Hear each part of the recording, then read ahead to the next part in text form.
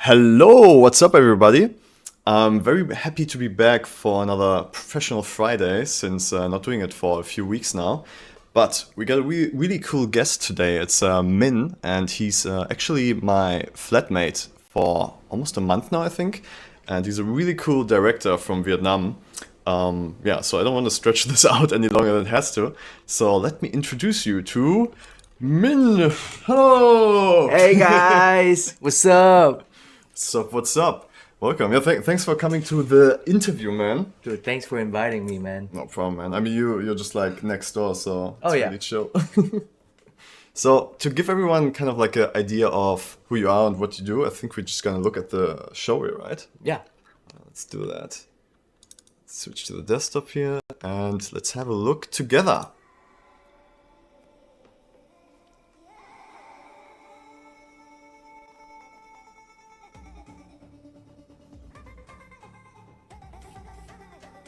Dude, the song is also so cool. Oh yeah. Shout out to my man Fuji. He made it especially for you? Yeah, just for this show. Really? Oh shit.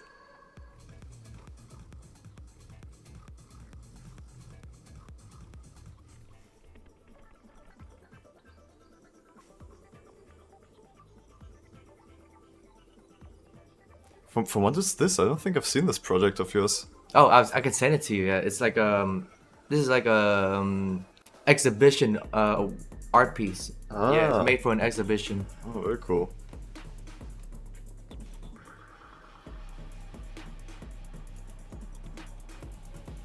This was Gaussian splatting, right?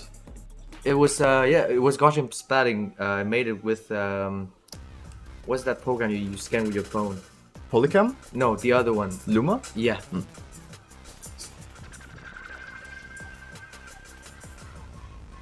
Oh man, this is so sick. Thank you, man.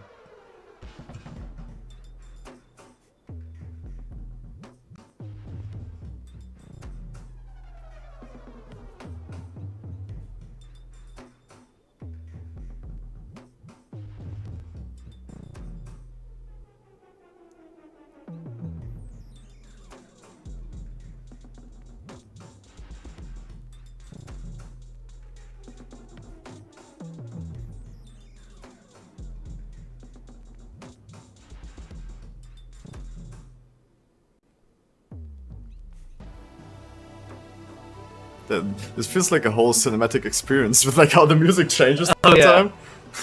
I like to work a lot with like music that changes through genres and different vibes. Ah, Yeah. So I specifically asked him to make this one for me. wow, that's beautiful. Thank you, man. Ooh, that sax. It's actually from a Vietnamese saxophone player. Ah, okay. Yeah, so it's like a real sample. Tripod guy. Is the tripod guy, is that actually like kind of your artist name? No, the Tripod Guys is the name of the production company that me and my friends founded in Vietnam. Yeah. So And- we're still working. I see. If anybody wants to check out Mint's stuff, you can scan this QR code down here. We will. Yeah, it's like down here. It goes to Instagram, so you can follow him and check out the rest of his stuff. But yeah, I would say let's just get into my questions about your creative journey. So, yeah, I guess I want to start with your background and role in the creative world, kind of like where you come from and where you see yourself being part of the whole creative world. I was born and raised in Ho Chi Minh City, Vietnam. And if you know anything about the city, it's quite a chaotic city. But the nice thing about it is like it's very rich in culture and just like the overall life is there's always stuff happening around you. And so growing up there, I think it kind of influenced my art style a little bit. So as you can see, I always like to have like fast paced editing in my videos and always like lots of stuff happening because that's like generally how I experience life back in Vietnam.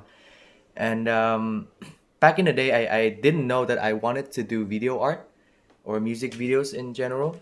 When I was a kid, I just knew that I loved to watch cartoons. And Which was your favorite cartoon back then? ooh, my favorite one back then I think would be Adventure Time. Ah, okay, yeah, you Yeah. mentioned that. Yeah, I love that show so much. But just like cartoons in general, like has a very big influence on me. Because like I like to think of the world, like when I imagine stuff in my head, I always imagine them to be like quirky characters, cartoonish characters. And yeah, and when I was a kid, I really wanted to learn music, but my parents wouldn't let me. Oh, they wouldn't let you? No, they Like, wouldn't what let did me. they say? I asked my mom for like piano lessons, and you know, like Asian kids, we have these stories of like their parents forcing them to take piano lessons when they don't know why they have to. Yeah. I'm quite the opposite. I'm like, Mom, can I please learn some piano? And she's like, No, you wouldn't make money with piano. Very, very goal-oriented parents then, Yeah. right? Yeah. I mean, it's not necessarily a bad thing, but it's just like I think that's kind of why when I grew up, I didn't work in the music industry, but instead I still love music a lot. So I wanted to somehow work in something that relates to music. And that's how it got me to working in the music video industry. Okay. Yeah, so I think that's like a fate, destiny. Oh, but was that like, so was that something you told your parents and they were more supportive about that? Like, oh yeah, making music videos, that seems more doable. Like, what was happening there? I think when I told them, they they didn't really support me that much because mostly they didn't understand. Now you see, my parents are very old. They I think they're 70 right now. Oh, okay, yeah, Yeah, yeah. so they're very old, and to them, like imagining doing music video as a career, like it's like such a new concept to them. But I think I just prove to my parents that I mean, man, I can do this, and people do watch my stuff, and that I can make a living out of it, and I'm happy doing it. And so through time, they learn to accept it more. And I know because I know that although my parents weren't that supportive of it at the beginning, it's only because they worry about me. It's not like they hate the art or anything, but they just like they couldn't understand how it works. But as time passed and they see that I actually achieved some things in this field, they're like, okay, you do you. I guess you have to prove it to them, right? That Yeah. it is a viable option, yeah. Oh yeah. And how did you start out then? Did you just make music videos for your friends or like you just reached out to artists? Oh, it's actually quite a journey because when I first realized that I like video making, it's actually the last year of high school. So you were supposed to choose where you want to go to university. And so I discovered that I I like videos because I started out making those like do you know those very old like sound waves video on After Effects where Oh yeah, yeah, you have those the circle thing and then yeah. it bumps to the beat. Yeah. I'm like, "God damn, this is so sick." And so yeah, that's how when I decided, okay, I'm gonna learn this because it's actually one of the few things I like in life. Because when I was a kid, I didn't like that many stuff. Okay, So except for cartoons. yeah, except for cartoons, yeah. But cartoons to me is always like more of like an interest. I didn't imagine myself like making cartoons because I didn't know how. Okay, it seemed like even more far off because it's Yeah. like drawn and stuff. Like how would you even do that, right? Like, Yeah, but it's just very unreal. But back in school, I used to always draw in class. Like, I would never pay attention in class. I would draw like comics. Yeah, I would draw lots of comics in class, and I think I've always liked art, but I've never really think about making it a career. But then when I got to university, I finally applied to study in design. So it's not really video, but it teaches a little bit of video. But when I started university, I decided that okay, I would want to try to work in video somehow. So I asked my parents for like a camera. I think it was a Sony Alpha 6300. Oh yes, like the similar one. Yeah, that I it's have similar to now. yours. Yeah, yeah, yeah. And I got that, and I also got a small gimbal from DJI. And so back then, the first video I've ever made that got me attention was from a short film contest. It's a short film about like it's a contest about making short films about protecting the environment and using less plastic. So I thought to myself, okay, maybe I try this. If I get any prize on it, then it means that I can actually do this. And if not, like I seriously thought that if I didn't get any prize, I would just stop this Oh, altogether. really? That was your your ultimatum. Yeah. Wow. And surprisingly, I got first place. So Yeah. that's a very good sign then. Oh Yeah, yeah. it's like, oh hell yeah, I'm gonna Okay. do this forever. Yeah. It chose me, you know? Nice. And so It's actually like I would be interested because we saw like your show right now with all your cool like latest stuff, but like seeing then your first show with it, that would be really interesting. Can we watch it somewhere?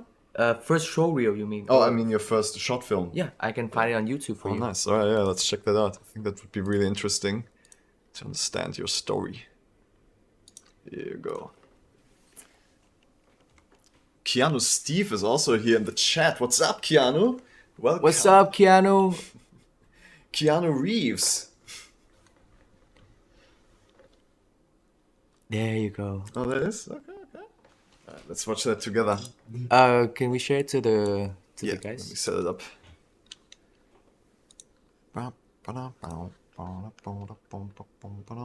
Desktop scene. All right, let's see his first short film. So this was the first like short film thing you've ever done? Yeah. All right. Yeah, it's not really a short film, it's more of like a campaign video, but like yeah, it's a short film contest. So Okay. Now let's check it.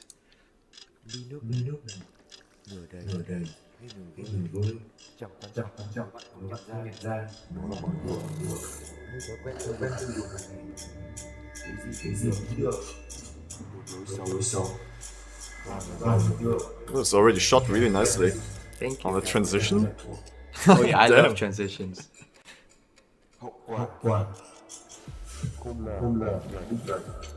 Dude, this is sick. That's me. Ah, yeah. Yeah. Oh, poor turtle. Oh, no animals were harmed. It was a fake turtle? Yeah, no, it's a real turtle, but we put the straw behind it. Ah, okay, okay, yeah. Yeah.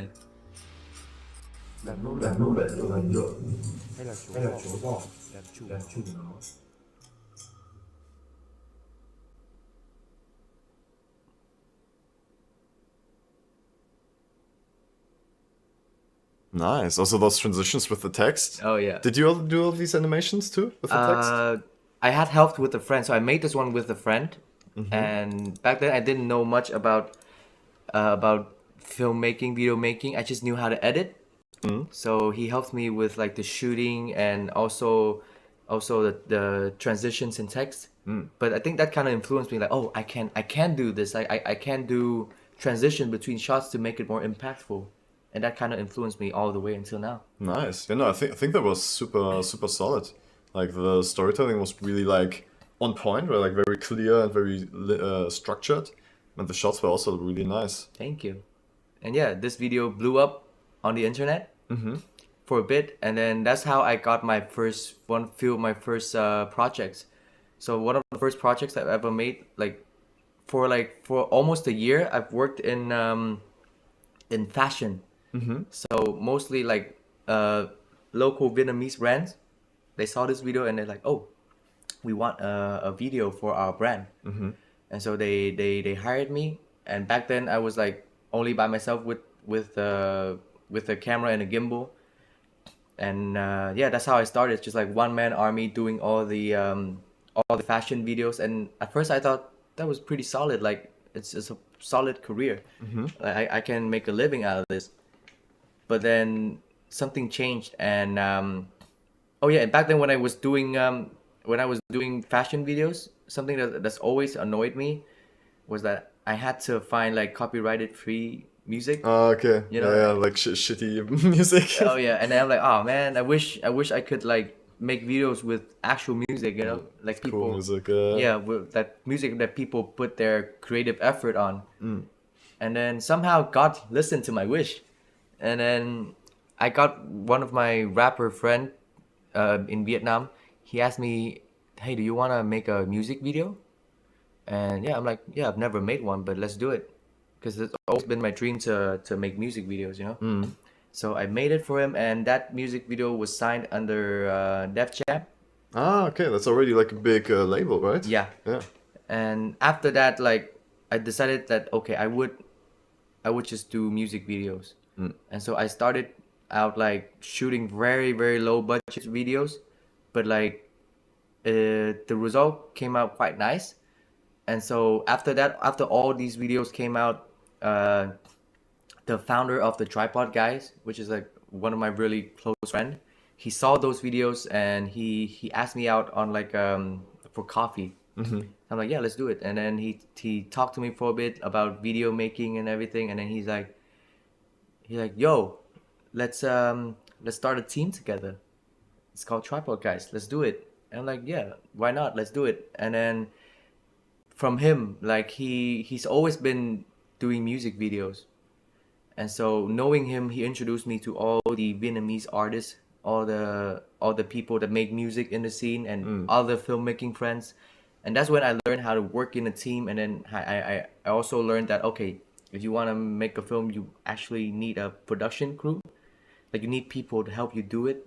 Like I've always been doing stuff on my own, Yeah, so yeah. that's like a very very big change for me. Like I had to learn everything all over again. Yeah, it's kind of like I also went through that. Like it's kind of tough to learn to trust people with Oh yeah. things that you usually do yourself, right? Like giving that away and just being fine with it is a bit tough in the beginning. Yeah. And when I joined the team, I realized, oh, I didn't know anything. I didn't even know what a producer was, what a DP was. Mm. Because the only thing I knew was like, oh, you shoot video, you edit them, and then that's it. Yeah, I mean you can do it that way, but yes, I think you just at some point you will come to limitations, right? So if Yeah. you want to make bigger things, I guess something like feature films, especially, right? Like you can't.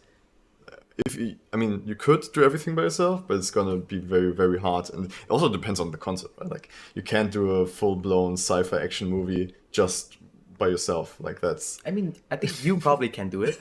but it wouldn't be that good. I don't like. I think with that scale, to make something good, you really need a real team. Like Oh yeah. otherwise, And at first, when I joined the team, I was working there as an editor mm-hmm. and a VFX artist because he noticed me because of my editing style. Mm. So he's like, "Yeah, we're looking for an editor," and I straight up told him, "Yeah, I can be an editor, but it's always been my goal to be a director. So I hope that during my time here, you can also teach me a few things about being a director."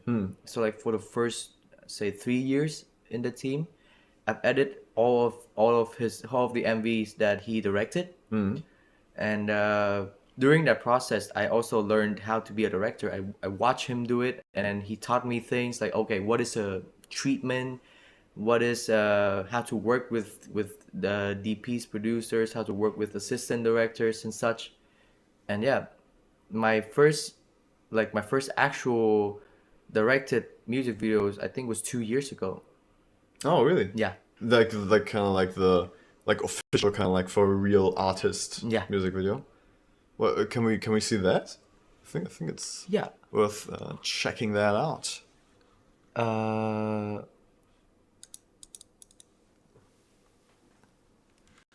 Is this a friend of you? oh yeah.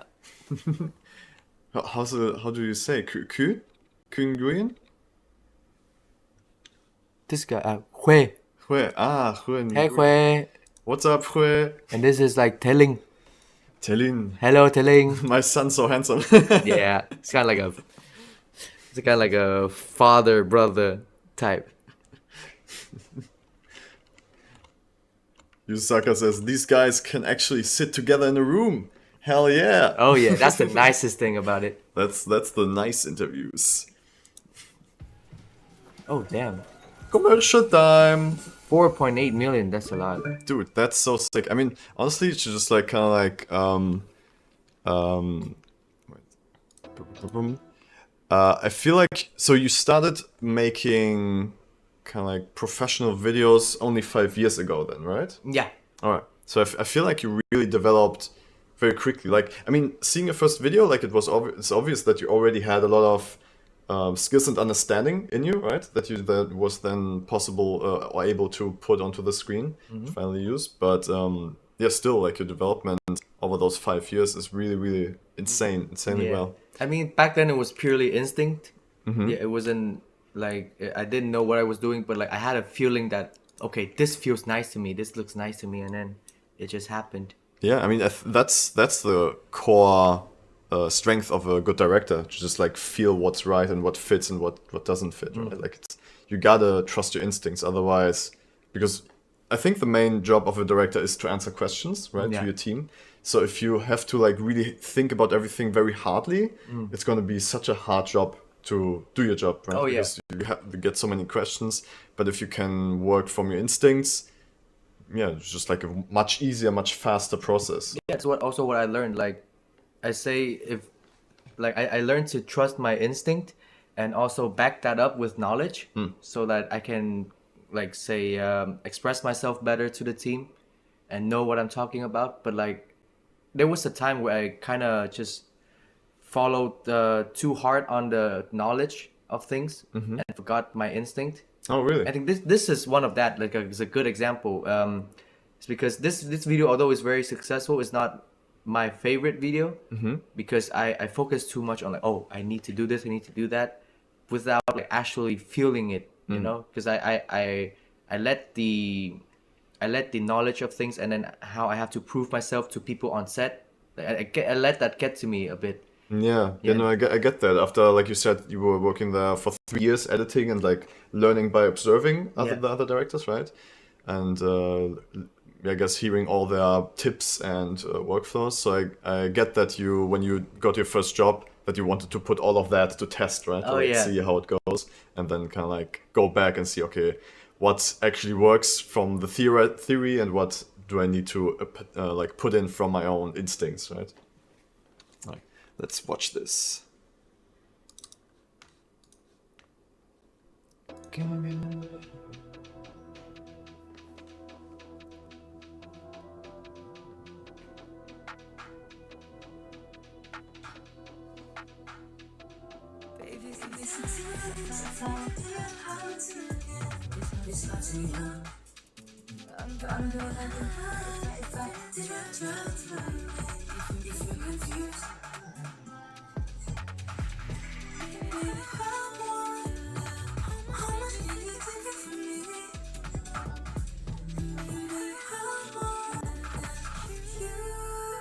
I mean, like before this, I directed some videos as well, but mostly for friends. Yeah, I see, I see. So you kind of like tested some things with your friends together. But this is the first time an artist actually decided to put money for me. So like, okay, I want to work with this director. I mean, it's super stylish. Like, it's very visually really on point. Really, Thank really you. cool. Oh, I miss Vietnam so much. You've been here for 2 months now? Yeah, 2 months. Are you planning on going back there for like vacation or something while you're in Germany? I don't have any plans for that in the near future because I just got here. I wanted to learn more things here first. Yeah. It's also interesting that you work with the aspect ratio change. Oh yeah. What was the motivation behind that? Like, why did you do that? At that time, it just felt right. I That's wanted cool. at some point I wanted to focus more on what's happening in the center of the frame. So I pushed the frame in. Oh, interesting. How did you get this like depth of field effect? Ooh, that was a. Can we actually pause on that frame? Yeah, real quick? let's do that. This, yeah. So usually when I wanted to make a shot like this, usually I would approach it in a VFX sense. Say like shooting two plates and then stitch them in together in post. But then when I worked with the DP, who's like also one of my very close friends, he told me there's actually a lens where you can do that, or not like a tilt lens. shift, right? Yeah, it is a tilt. No, not a tilt shift. It's a double focus. Oh, okay. Yeah. So usually like when you have a lens like this, and usually you have a lens, and then everything would be like if you focus on this guy, everything would be blurred on the background. But this is like he put an extra piece of glass, in the middle of it. So like it's more like you have like your glasses. It shifts your focus point on just half of the lens to a different point. Half of the lens. So like the top or the bottom of the lens, you can change the focus. Yeah, say the lens was focusing on this, and then you put the glasses on, so it shift the focus back onto this guy. Yeah. Oh, that's what's happening here. Yeah, that's what you see like so the top part is focusing on an on infinity, yeah. the back? Yeah, but not that much, but yeah. But it creates a very cool effect where you can see kind of like both at the same time. Yeah. And that's why you see like this is line in the middle. Yeah. Mm-hmm. Which is like, it's a pretty cool visual effects, I think. Yeah. Visual FX, not like VFX, you know? Yeah, that's super cool. Alright, let's finish this video.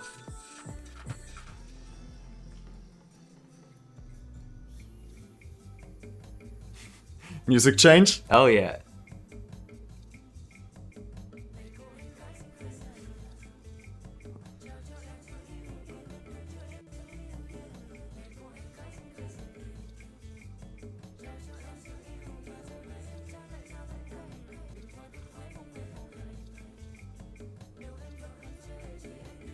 Just hanging out on this trash car.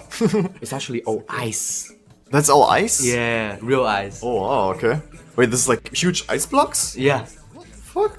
Because the idea of this video came to me while I was in the summer of Vietnam. It was so hot. So like, I wanted some ice. It's like, ice! Put that ice on the truck.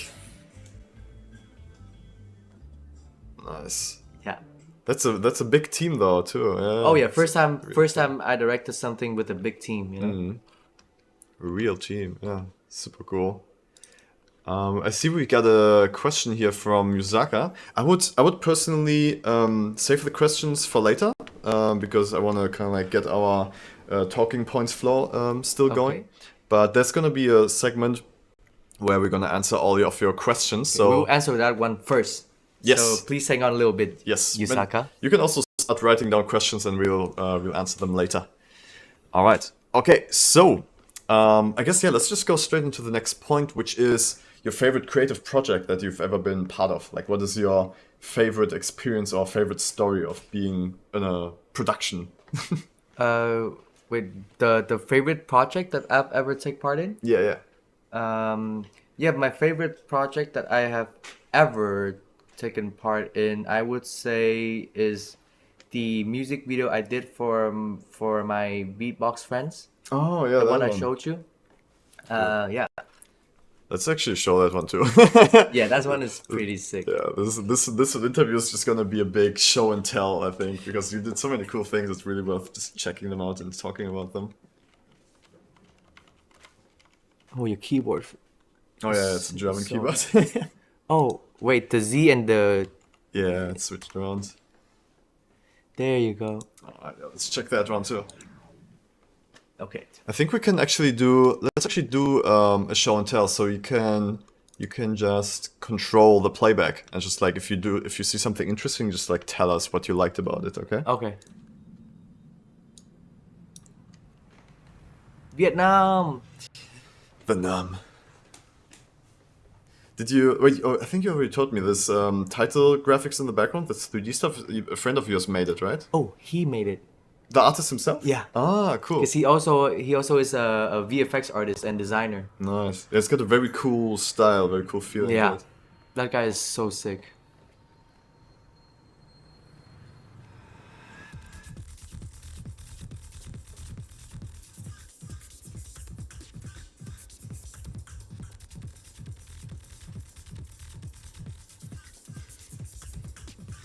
This is VFX. Like she's composited in? Yeah. Ah, okay. I love all the different styles. Like, wait, what is the top left here actually for? Oh, so this is like so because the music video has so many things happen. Yeah. The artist really actually wants to have like this like just two of their mouths performing the song. Oh, so it's you just, like, know it's real time kind of. Yeah, and also for the beatboxers to break down their skills, kind of like Flex with their skills. Oh yeah. You know what I wanted to say? Like, it's really cool to see all the different styles kind of like mixing together. Different types of cinematography and lenses, and like this too, like. Yeah. And really, I couldn't have achieved this without working with a team. because the DP actually inputted a lot into this as well. I see. Oh, that's super cool. You told me you worked on the editing for this for a long time, right? Yeah, it took me 4 months. 4 months pure editing for this video. Yeah, and for everything, like everything in post production until they release it is like a year after we shot it. Less than a year, maybe 8 months. Oh, this is so cool. With like, this is an actual light going on inside of the car, right? No, we shot 2 shots. Oh, And so I it's just compositing? yeah, I just composited okay. in. That's a very cool idea. I like that. Oh. Oh, here the AI begins. Oh yeah, I was so into AI at this point. Because it's to me, it sort of like reminds me of like a dream. That's why I like it so much. It's like, oh, It's very dreamlike. yeah. But I wanted to ask, like these transitions, these camera moves through this AI space. Uh-huh. Are these like 3D renders you did? Or Yes. How did you do that? So I shot all of them just performing on a green screen, and I put everything into a huge 3D space, and I just had a camera fly over it, and I processed that footage later. I cut parts of it, and I processed it into AI. I see.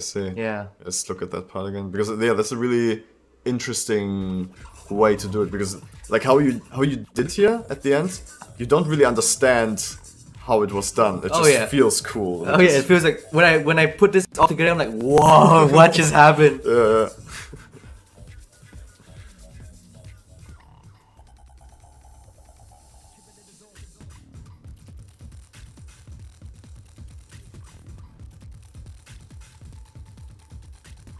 So much AI. All the AI you could find. Oh yeah, because like I was so excited with AI, I said just like I do everything with it. But then I think that's why, because after this I became bored of this specific AI. So I'm like, oh, I'm never using it again. Yeah, I mean, yeah, you used it a lot in this.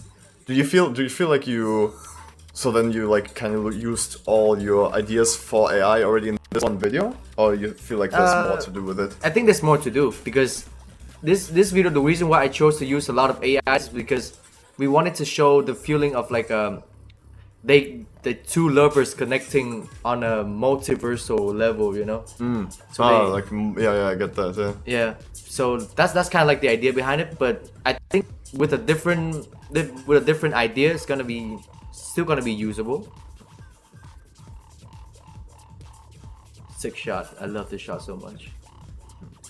Yeah, it's really minimalistic, but looks so nice. Yeah, we shot it in the studio we shot this in was like size of your room. Yeah, so we just like put everything so close together.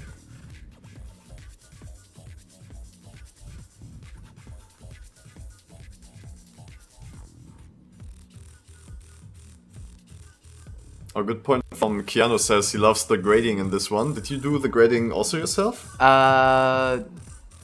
Yes. I don't remember it because like 2 years ago. Wait, maybe it's in the think credits here. I had some help from my friends. If there's no credit for grading, then yeah, I might have just done it. Yeah, I think so.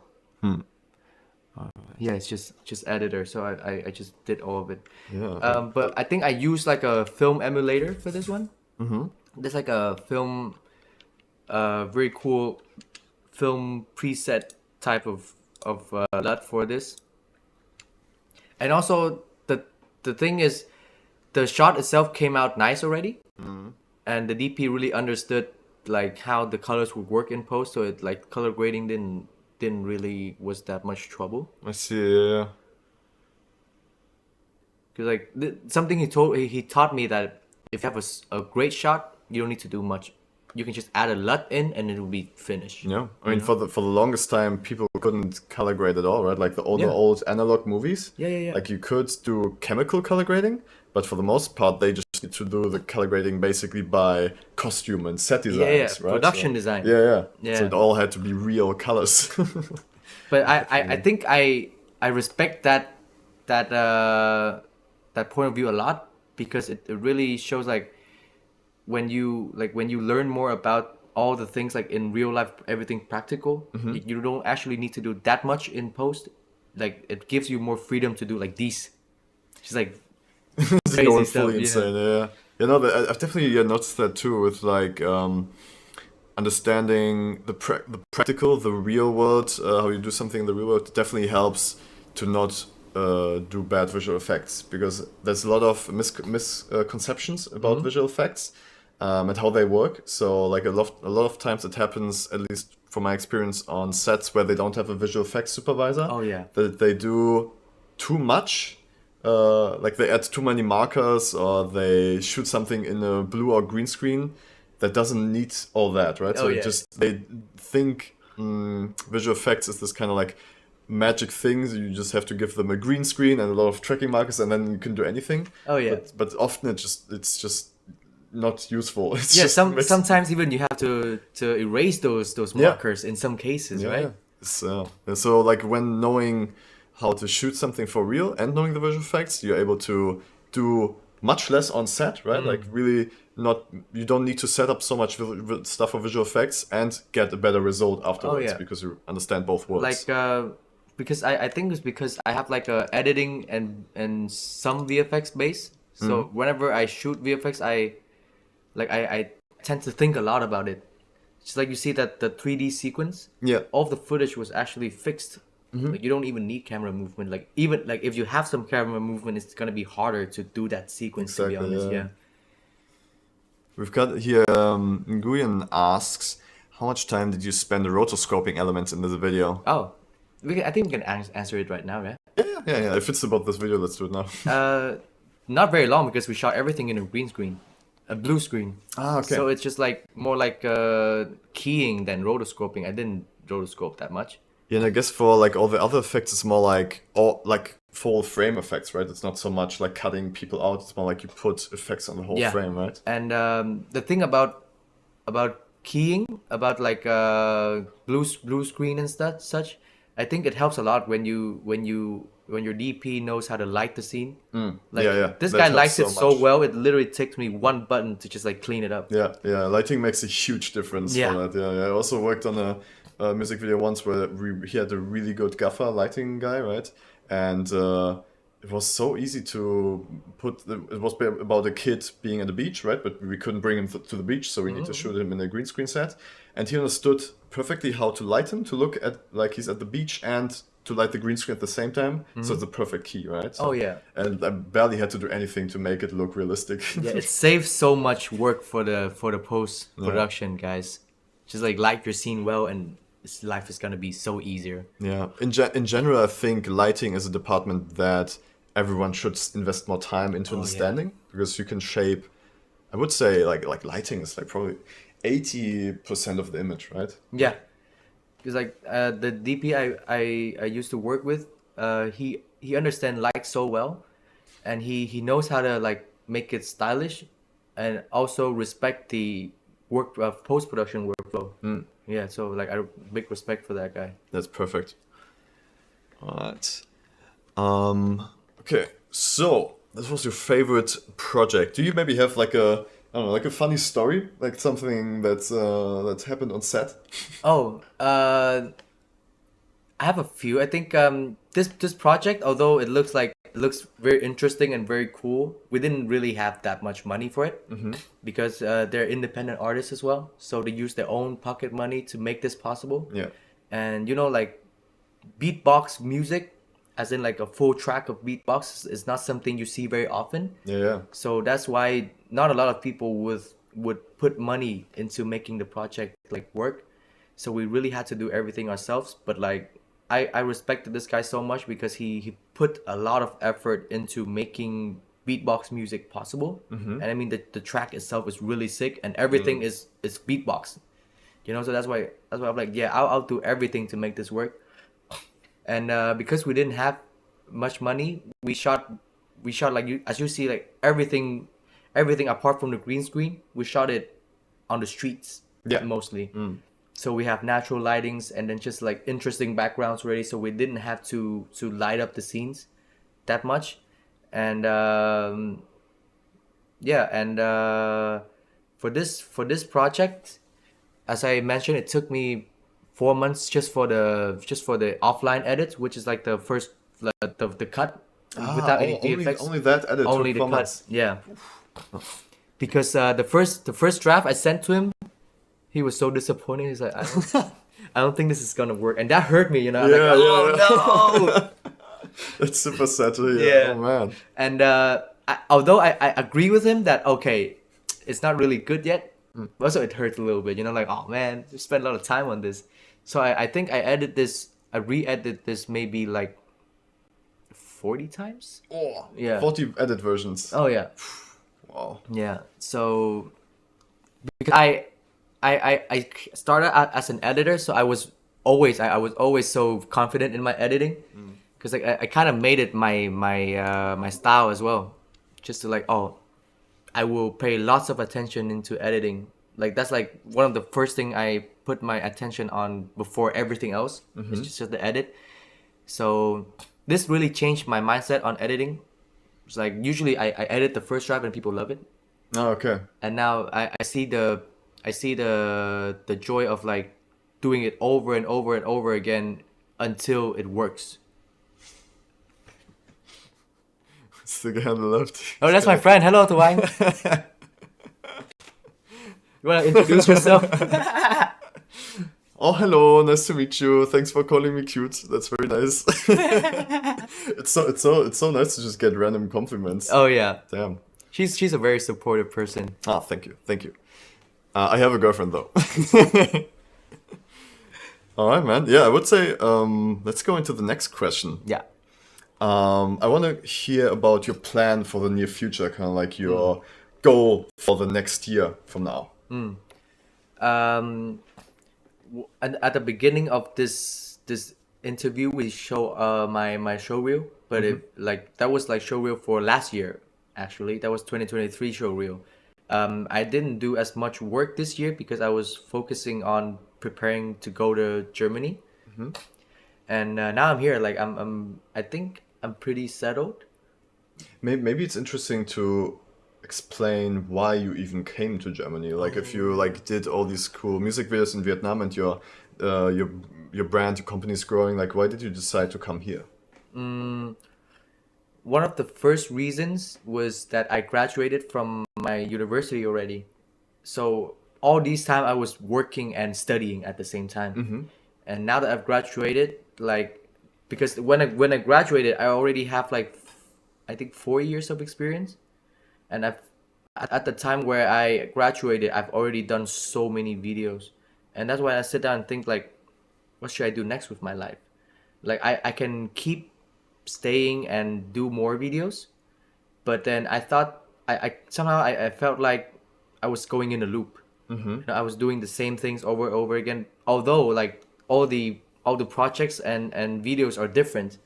I kind of felt like, oh man, I'm here too soon. Like I'm in the industry, like working and then like doing shoots over shoots all the time. And the thing about Vietnamese shoots is that usually it takes like 15 hours standard.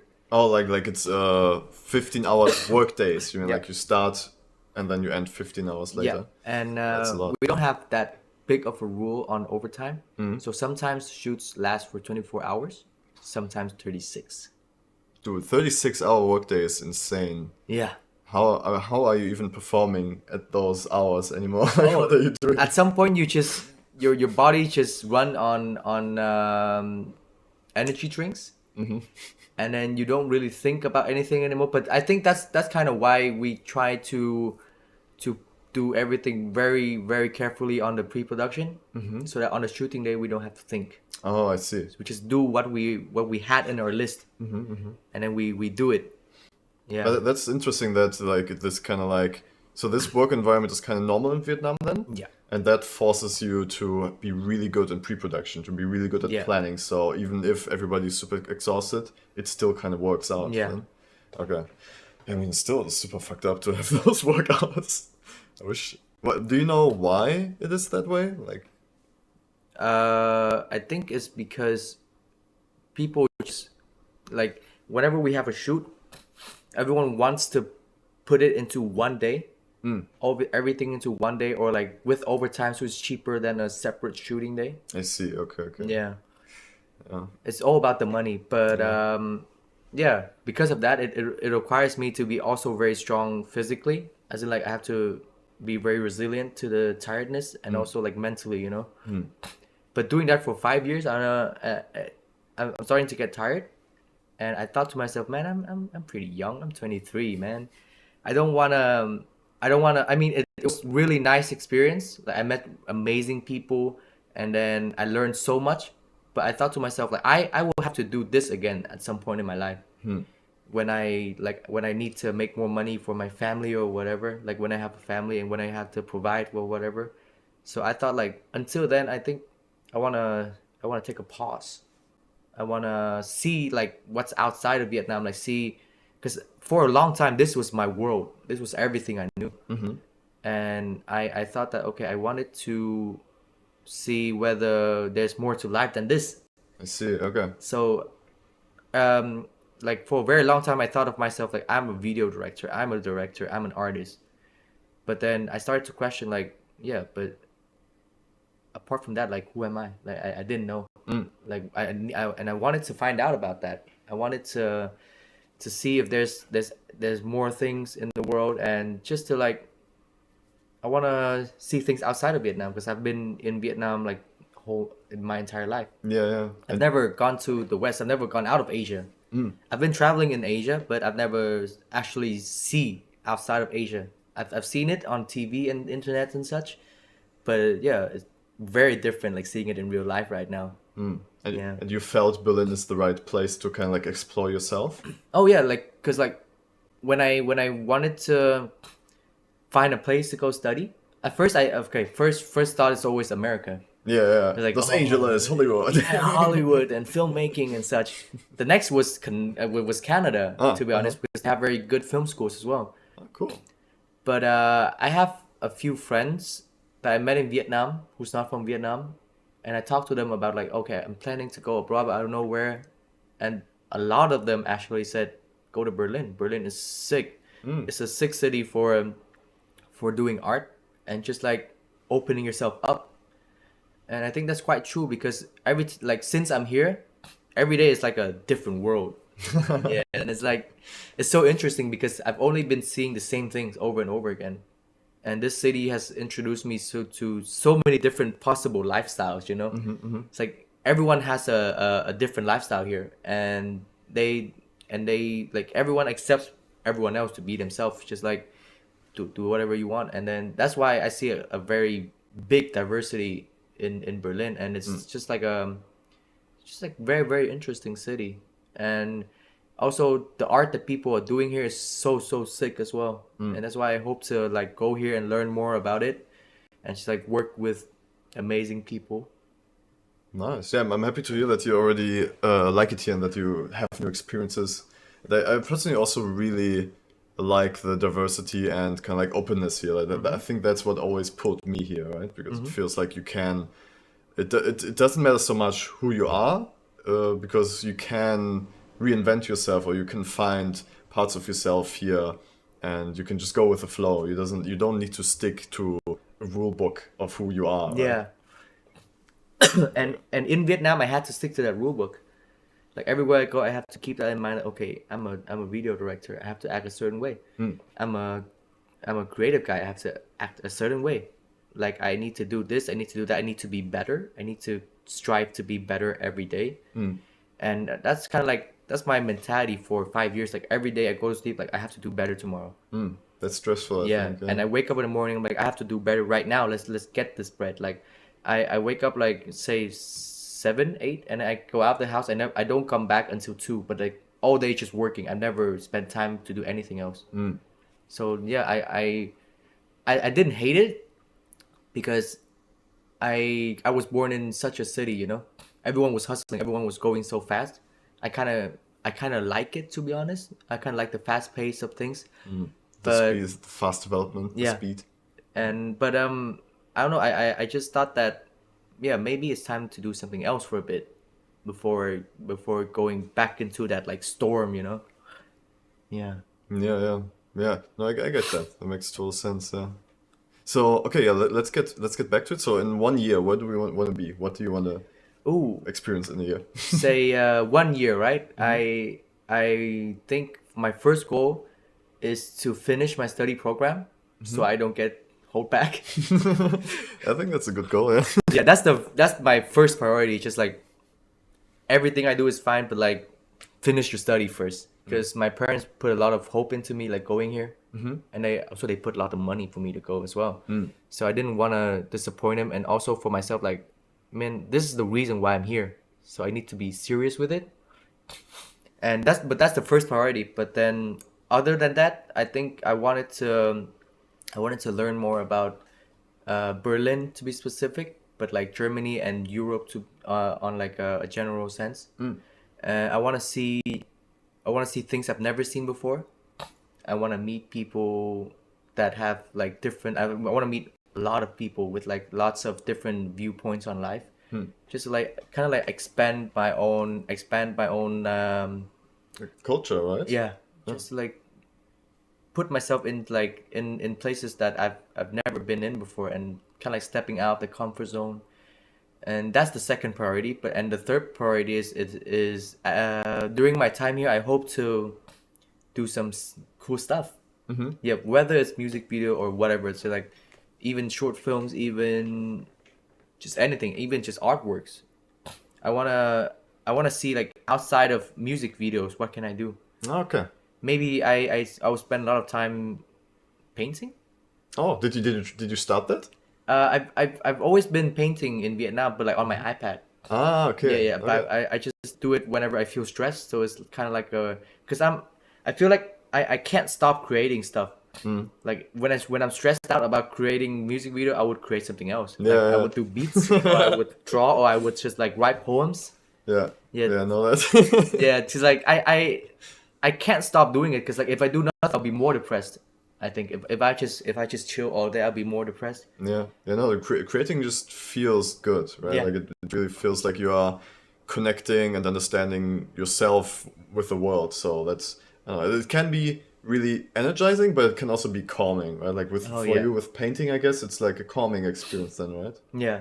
And and I wanted to get better at DJing as well. Oh yeah, yeah, Yeah. yeah. We're actually planning on we want to do DJ training every Sunday. We're gonna do a little DJ set here at home and yeah, improve our skills to be able to hopefully DJ in some clubs soon.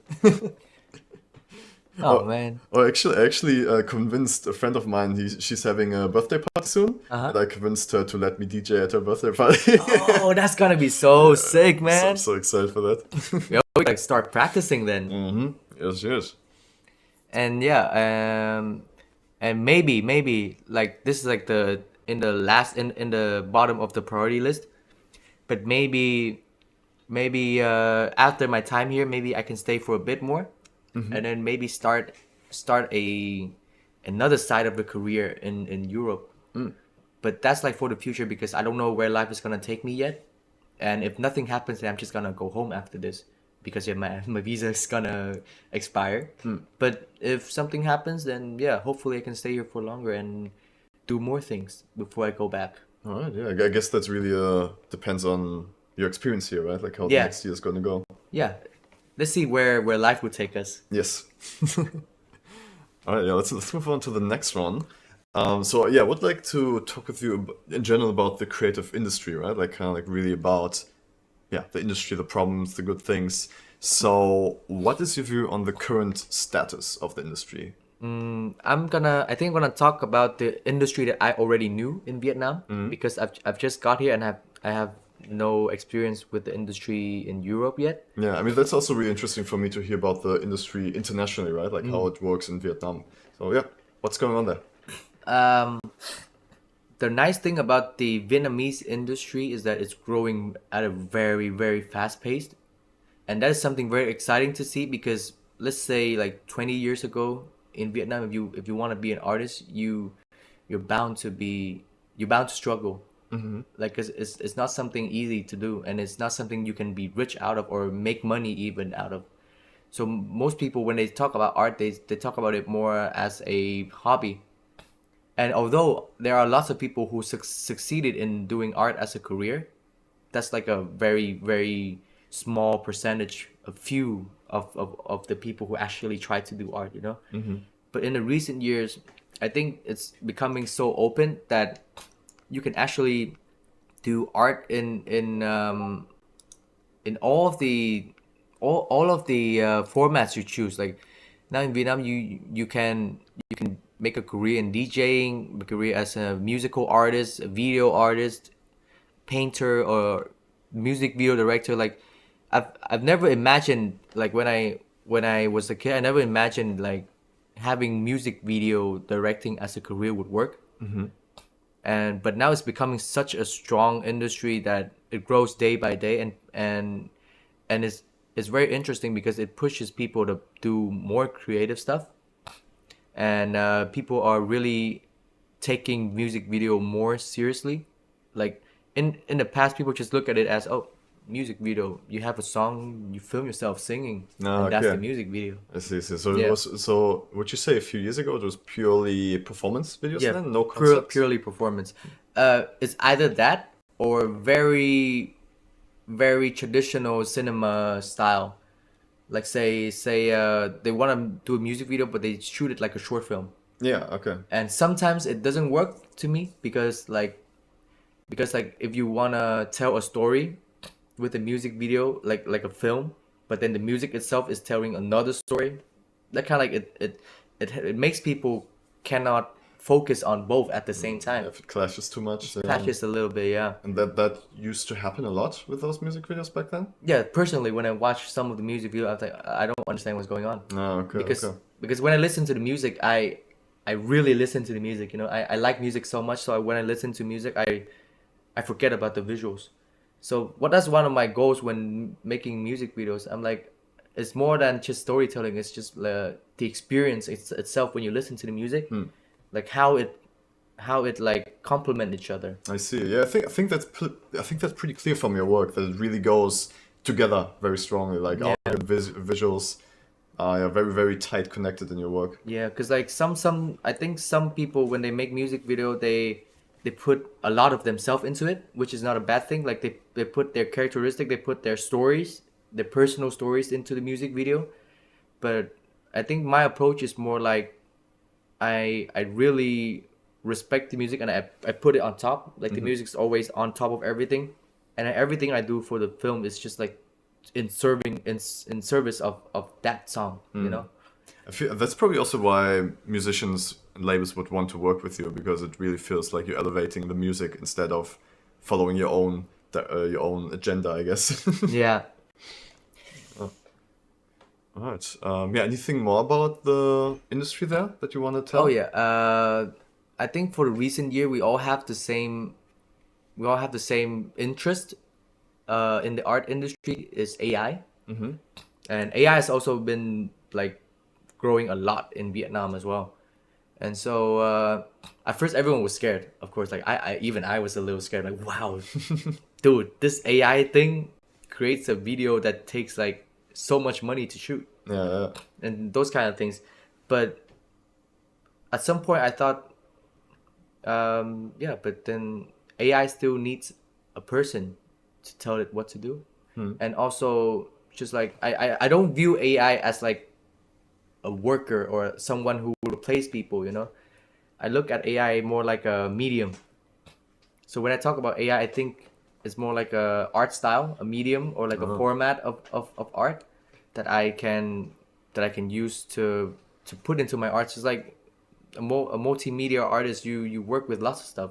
Maybe you work with just traditional filming, you work with VFX, you work with painting, you work with paper, and I think AI is just an extension to that as well. But then that is just for generative AI, generative images AI, I think. But then AI as a whole, I think, is more like a very useful tool in in service of all of the workflows you can do. I think, yeah, and I think for a long time now, AI has been always been a part of technology. I think it's just that now it's becoming very powerful. Yeah, it's becoming. Yeah, I think what's really spooking people is how quickly it becomes better, right?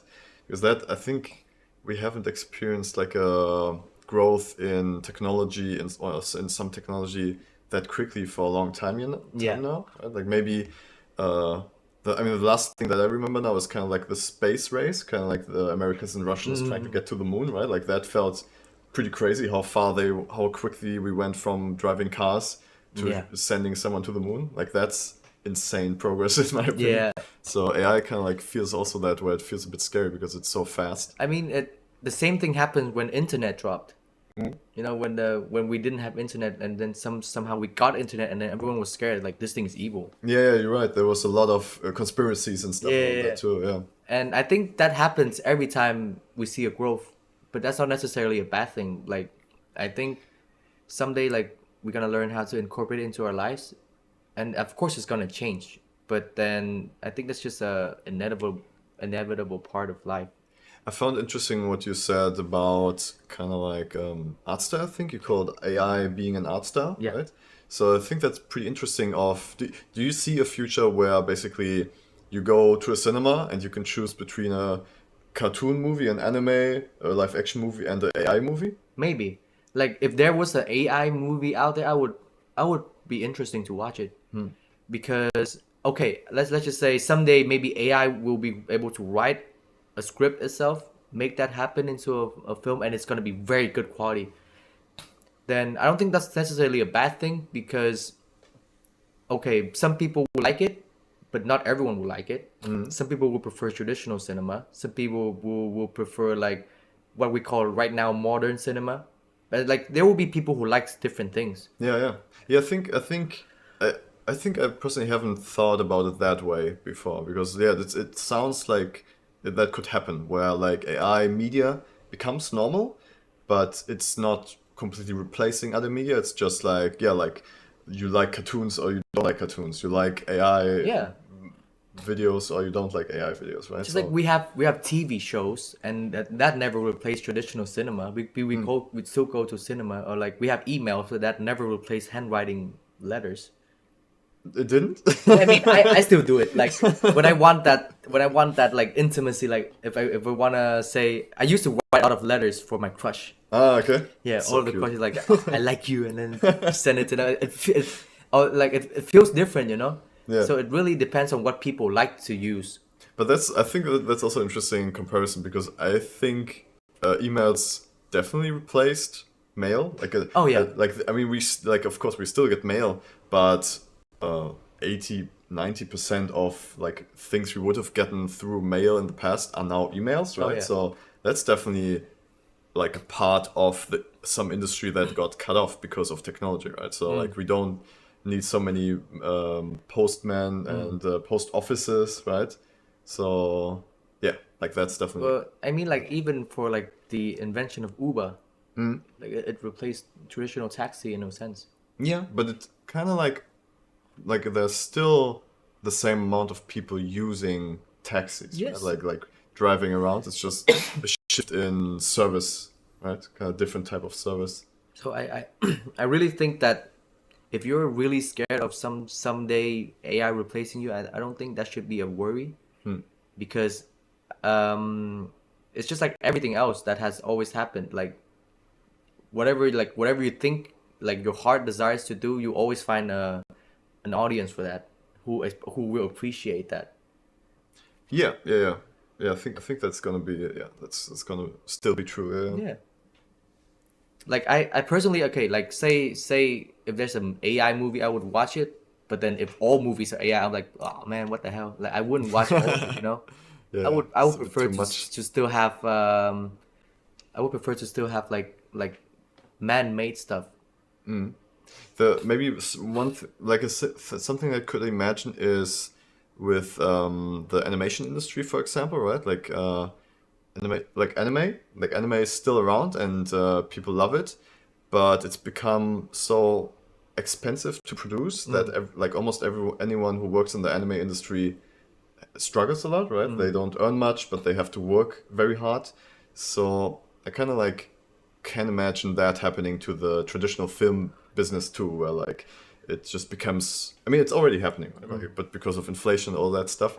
But yeah, people just are going to work harder to do the same, to get the same payout. Yeah, but I think at the end of the day, like for me, when I go to bed every night, I would think about like, why do I do videos?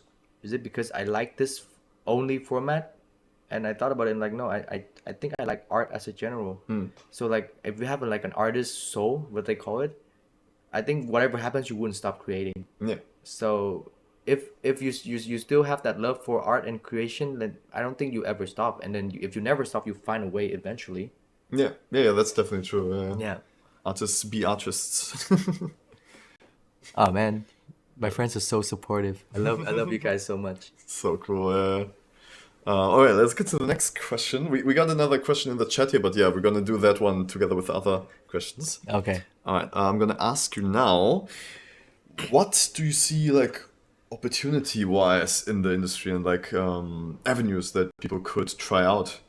Kind of like what I'm meaning with that is kind of like when we talked about AI, right? Like something like that. Like, is it worth for people to get into AI or to get into digital filmmaking? What do you see there? I mean, I think all of the say all the reason why people advance in technology is just to help our life become easier and easier. Like we advance in technology to make our life more comfortable in a way. So I think that's not wrong when we talk about AI as well. Like say for this video, like the big beatbox video we watched earlier, like if I wanted to create the same thing with like the same feeling and the same like dreamlike feeling with like lots of different styles in it.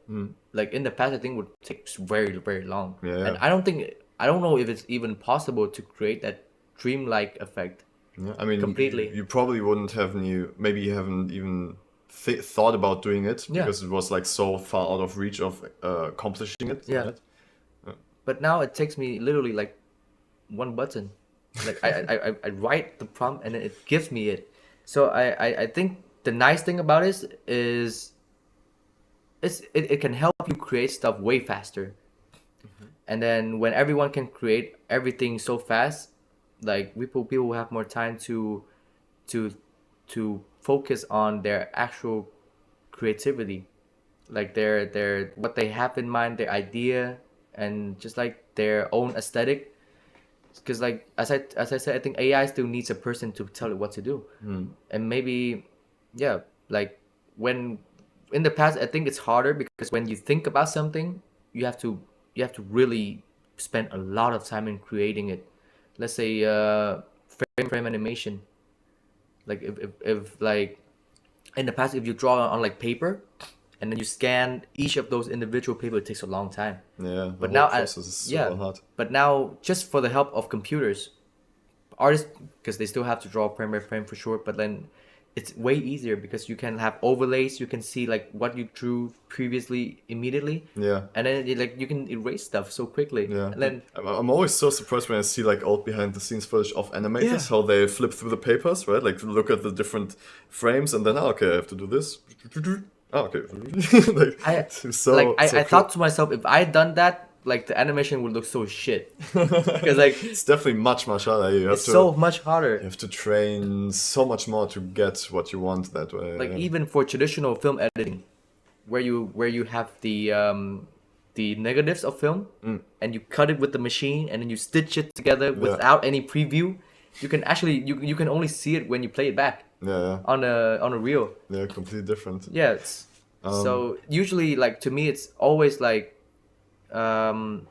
it helps your life easier and you have more time to think about stuff rather than having to spend all your time making it happen, you know? So would you then, to kind of like get back to the question, would you tell people to get into those AI tools and experiment with that? I mean, I I would encourage it, but I understand that some people don't like it, and that's totally fine because I really like AI because when I was a kid, I just like I was born into the internet era, you know. So I've always been like the iPad kid, like the internet kid who likes to look at technologies and stuff, who like to admire technology.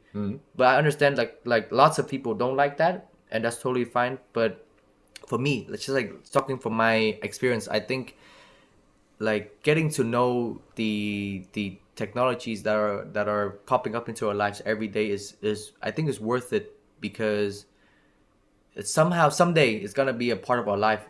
Like I don't think it's I think that's definitely gonna happen. Like someday all the things we know right now about AI is gonna be a normal part of life, and Yeah. then maybe by then we move on to the next thing. People will be scared of the next big thing. So I think that it's okay if you don't want to get into it, but then at some point everyone will, and at some point like the elite, like especially the younger generations, they're born into it, so it feels natural to them. Yeah, yeah. So like I think at some point the entire world's gonna change, and it's okay if you still like the own the all the things that existed. I have deep respect for everything that had existed, like all the art forms, but I think it wouldn't hurt to look at other stuff as well. Just like you don't have to completely throw away what you believe or throw away what you've already been doing for most of your lives, but it wouldn't hurt to learn more. I think as a human being, we're bound to learn more stuff. Yeah, yeah. So it's an infinite process. Yeah. There's a German saying. It's called "Du bist alt wie eine Kuh und lernst immer was dazu." This is one of the first sentences my dad learned when he came to Germany, and it just means like you get old as a cow, but always learn something new. Uh, I don't think cows get that old, actually. Yeah, well, it's interesting how you say old as a cow. Yeah, I've never heard that outside of that. Oh yeah, I feature our music friend is also here in the chat. What up, boy? Hello. Yo. I wanna maybe figure out, like, is there something outside of AI that you find exciting happening right now? What you think people could try out or like get into? Yeah. I am very interested right now on interactive art. It's like art that you don't watch through a screen, but they actually have to be there, Yeah. or like be a part of the experience. I think that's very interesting, because that's like something that's growing very fast as well. Yeah, I've definitely seen it pop up a lot, yeah, and it's Yeah. really, really cool. It's really And cool experiences. The reason why I think it's so exciting is because AI is growing as well, but that growing is like, because I think interactive art is something like separate to AI. It's like a Almost different, the opposite. Yeah. yeah, almost an opposite approach to art. And it excites me that both of it are growing like very fast, like it's almost like two lines that never touch. Yeah, parallel lines. Yeah, man, I've been to a really, really, really intense interactive play, kind of like recently. It was called The Terminal, and was about. So you step in this room and it looks like a airplane terminal, right? Like as if you just landed and you're in a terminal, and airport terminal. And yeah, and as soon as you enter this room, you're completely in this world. Like all the actors, like they don't flinch, like they're completely in their role, and you're basically there for finding asylum, right? Like you kind of like fled your home country and you want to get to this new country, and so you have to like sign papers, documents, you have to identify yourself, and they kind of like switched it around of what how our Western world works, where like the discrimination, right? Like how discrimination works. So they flipped it completely around. So someone like me, I never experienced discrimination in my life, but there, like I was like people who like I don't know, like Asian people or African people, right? They would have no problem. They would be treated really, really nicely. And I would like, they would put drugs in my backpack and like search for it, and they're like, "Oh, you brought this here?" Huh?" And they would scream at me, and they would call me, they would change my name because they couldn't pronounce it, right? Like all that stuff. It was super, super intense.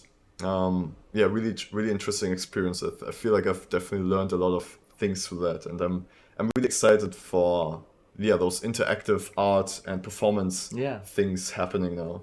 Because like I think like in the era where AI is growing so strong, like seeing interactive arts growing just as strong, like really gives me excitement because there's like two completely different ways to enjoy art. One through a screen and the other through your real experience, so you don't get lost in all of these AI digital world. And which is like that's something I look forward to. Like I think someday like we will be able to enjoy art outside of just the screen and then with all of our senses, and that in that era I think it's the matter of which one you like more, to which one you choose to experience. Yeah. Yeah, for sure. Okay, I would like to go into the questions now from the viewers. So if there's any students with student memberships watching, you can come into the Discord channel, join the live stream channel, and just talk with us. Right, we're here to just answer your questions, just talk with you. In the meantime, we're gonna answer the chat questions here. So let's start from the top. So Yusaka asks, how can you tell people what in your mind into words or visual? I find that too difficult for me. I try to write it down first, but it doesn't help much. Oh yeah, that was a problem I used to have as well. Like whenever I pitch an idea, or whenever I have a video idea, and then I try to pitch it to people, they always something they always ask me. You have a is that you have a reference for that? Oh yeah, Like you have anything to show how it looks like visually? And at first it was a really big problem for me because I was like, no, it came from my brain. yeah. I Like also struggle with that. yeah, I don't know how to explain that because you gotta just gotta trust me, man. But then it would work if you're working with friends. Like, yeah, we trust you, bro. Let's do it. But like at some point, you will have to learn that not everyone can imagine the same thing you're imagining. Even the people who trust you so much, no two people will ever imagine the same exact same thing. Because Yeah. it's imagination is something very personal.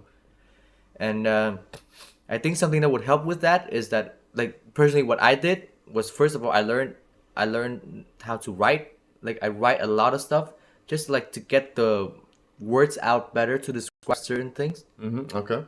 And I also learned to draw. I mean, I've always been drawing, but drawing helps a lot. Like, or either you draw your idea out, or you work with like a visual, like a storyboard artist. And something that helps me a lot in my career is just like have a have a wider or broader reference library for yourself. Because like in this world, like it I think right now that's something that will help everyone a lot, although I would say not to get too much into it, because somehow it's easy to lose your own sense of originality if you just base everything you do on reference. But it is a very helpful tool to help communicate your idea out to people. Maybe you can have like a mix of between a reference and a storyboard. Like, say we're gonna do certain thing like this, but it's gonna look like this. So you have multiple things to show what you're talking about, and there's never one way to do it actually. Yeah, that's also something that I have problems sometimes, like finding the right reference, right? That looks like how I would want to make it. So did you find a way to do that? Like, do you have like a website or something where you can find references easily? Yeah. First, I would say like I would watch a lot more just random stuff. Maybe films, maybe cartoons, animations, or music videos, even commercials. Like I spend a lot of my time just watching stuff. Kind of like building a brain database, Yeah, right? yeah, yeah. And then whenever like it surprised me a lot of times that something I thought I had originally came up with, I see it in a very old film, or I see it in a very old animation that someone did a while ago. Yeah. So that makes me that excites me a bit. Like that makes me kind of wonder, like, oh, maybe originality is not what we think it is, but it's more like we've seen it somewhere, and then we kind of like remix it with our own experience in our Yeah. brain, Yeah, I and we mean, came up with something original. I think at the end, our whole experience is remix. Yeah. Like everything we come up with is a remix at some point, because I mean, like you're not born with much knowledge. Yeah. Like you know what you've seen and what you've experienced. Actually, I've recently learned that there is some knowledge animals are born with and humans are born with. Like cats, for example, are born with a knowledge that a snake is dangerous. Like they don't learn. Like cats living, growing up in the city, they are scared of cucumbers because they look like snakes. But they don't know that a snake. They've never Yeah. seen a snake attacking them, right? But they are born with that. So it's really interesting. I kind of want to like figure that out. Like what's the actual knowledge you're born with, and what is the stuff I that think you what you're experience. talking about is instinct. Yeah, there could be instinct. Yeah, And that's why I think like when I said earlier, like it's important to keep your instinct when you create art, because like of all the things you see and you remix in your brain, your instinct is what gonna tell you like, okay, this works for me. yeah. And then that's where you decide like, This feels good. yeah, this feels like I'm gonna do it. And when I realized that some of the things people do, like not even intentionally, like people do things that are exactly the same, like without even knowing about each other's work. That makes me that makes me wonder a lot, because it played with my idea of originality.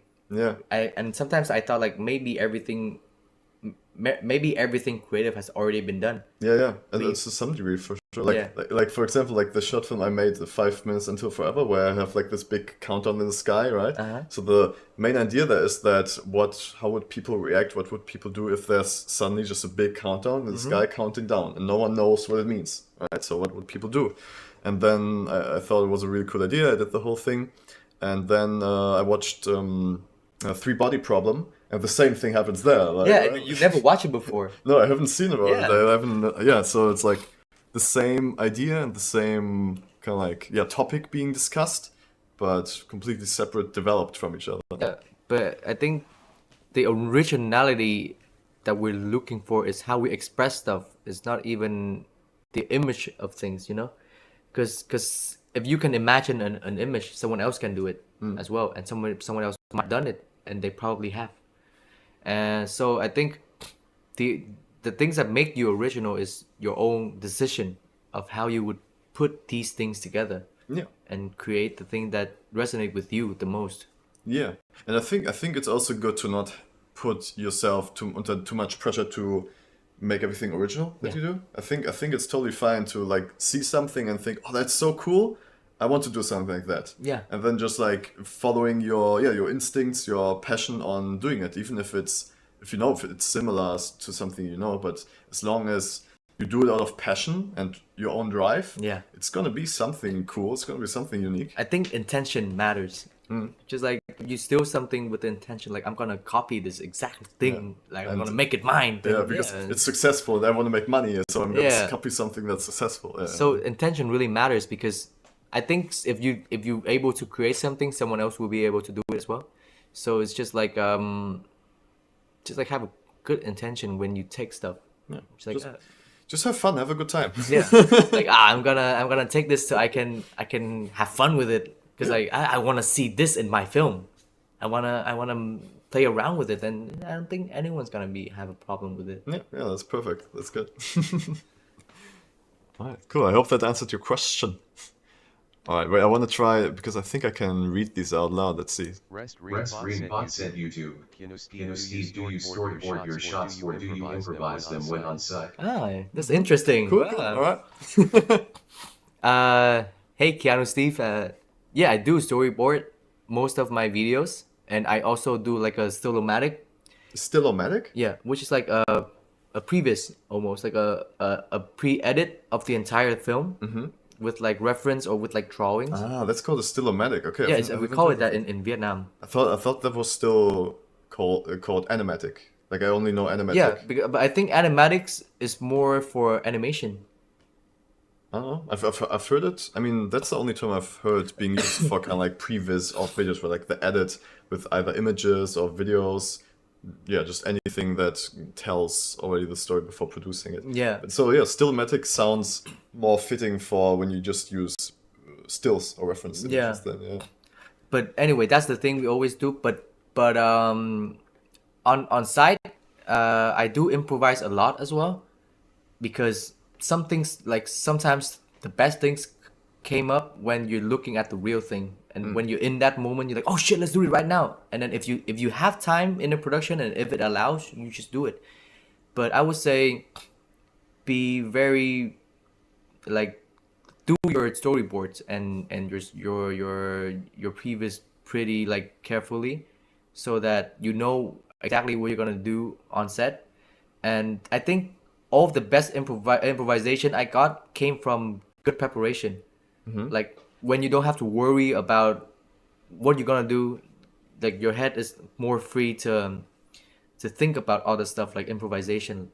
Yeah, because you already have a plan A. So Yeah. like if you don't feel plan A anymore, or like, of course, like yeah, stuff happens on set, and then you're like, hey, wait, that could be cool. Yeah, And yeah, then yeah. it's like it feels easier to do it because yeah, we can always go back to plan A, right? Like, but this seems cool. Let's just try it. Yeah, and if you have already prepared everything carefully, like you will be less anxious, and then you won't even have to think much about those things you already thought about. That's why before shoot I think so much, but on shoot I never think. I'm like, oh, let's do this, and then when I see something cool, I'm like, let's do that right now. Yeah. Yeah, that sounds like it makes sense. Yeah, that Yeah. sounds very good. So yeah, I think both. To answer your question, yeah. But I have go to sets where I have zero preparation, and I can tell you it was a disaster. But it still is a interesting experience, to be honest. But yeah, But it's not recommendable, right? yeah. Do your pre-production, yeah. We got another one right down here. I'm gonna also let that read by the computer. Rest Ring Bot said YouTube. Tukon, when are you dropping your next project? Can you give us a teaser? Next project teaser. I'm dropping a project pretty soon, hopefully this month. And I don't have a teaser yet because it's still being edited. And Is it what you showed? yeah, Oh, the okay. one I showed you. And also, I'm not supposed to show the teaser if the artist hasn't posted it yet. I see. So there's But- nothing small you can leak that's like friendly. Not yet, but I think I can talk a bit about it. Like it's one of the last project I did before going to Germany, and I shot it 2 days before my flight, so it's a very intense experience. Very last minute there. Very last minute, so I have like 1 day to pack everything and just like go. But yeah, I think that would be a quite an interesting project because yeah, I can't tell you more than that, but it is quite interesting. But and maybe Calvin here, who's watched it, maybe you can have a little comments on it. Yeah, it's I watched it. You showed it to me, and it's super nice. It's like a very cute story, like told in a very cool and cute way. It feels different to me at least than your past work in a very good way. Like it feels like a step up in storytelling and also kind of like character and set building development. So yeah, I think everybody's gonna like that one a lot. Yeah. Stay tuned for that. And it's a music video, by the way. Okay, is that... Warum ist die Banane krumm? Koyas! Warum ist die Banane krumm? Do you know What does that it mean? means? No. Why is the banana? What is krumm? Cricket? Like not straight, but cricket. So, What does that mean? Why? What? Why? Tell us. Spill the beans. I think it looks like a smile.